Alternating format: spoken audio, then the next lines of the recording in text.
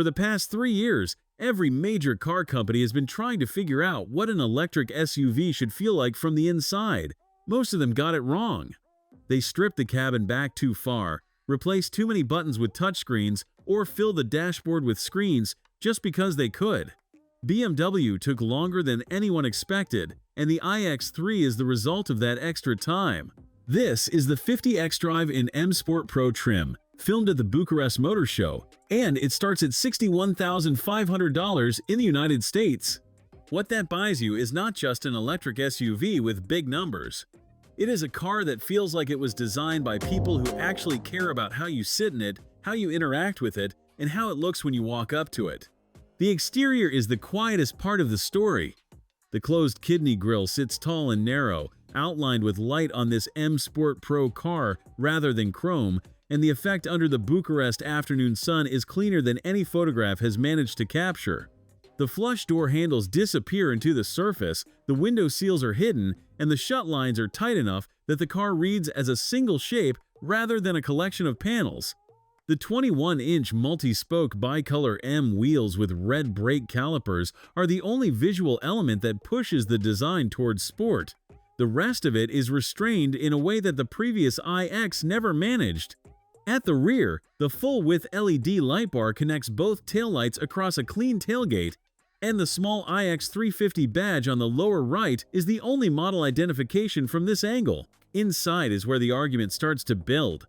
The Panoramic Vision display stretches across the base of the windscreen, and on this show car it was active, showing 91% charge and 572 kilometers of range in a translucent bar just above the road line. It is less intrusive than I expected. You do not have to look down for speed or away from the road for navigation. Below it, the 17.9-inch central touchscreen runs BMW's operating system X, and at the show, Spotify was playing alongside a live navigation map, climate tiles, and battery readouts. The physical controls are limited to a volume roller and a few climate buttons, but nothing feels missing. It feels edited. The M Sport seats are upholstered in a mix of perforated Vaganza and Alcantara with blue contrast stitching. They hold you well without being aggressive on longer drives. The M emblem sits stitched into the headrest, and the overall impression from the driver's seat is of a cabin that is lower and more focused than most SUVs in this class. The driver's door panel carries an Alcantara upper section with a textured speaker grille and chrome window switches below, and the quality of the materials at touch height is genuinely good.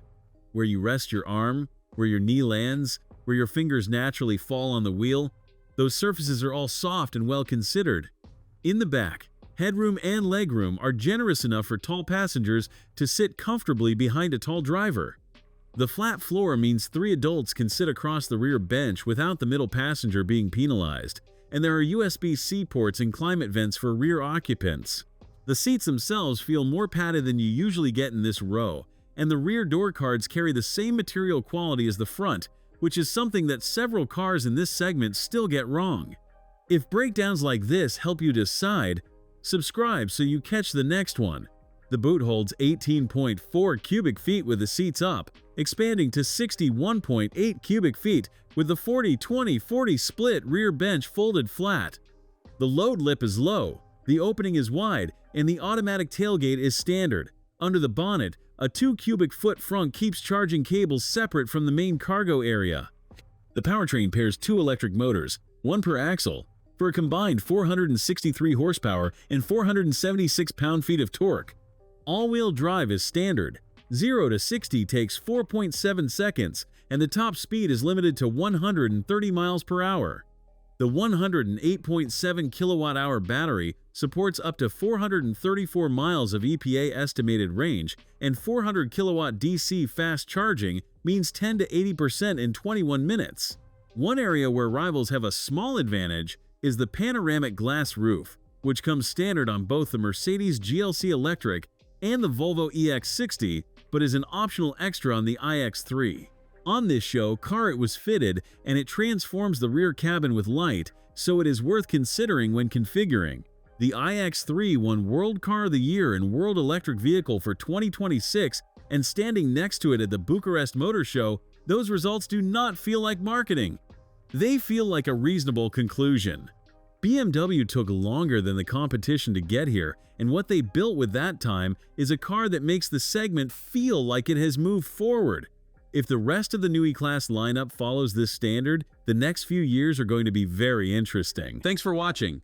If you enjoyed this video, hit that like button and subscribe for more content just like this. Leave a comment below with your thoughts or questions. I read every single one. And don't forget to click the bell icon to get notified about my next upload. See you in the next video.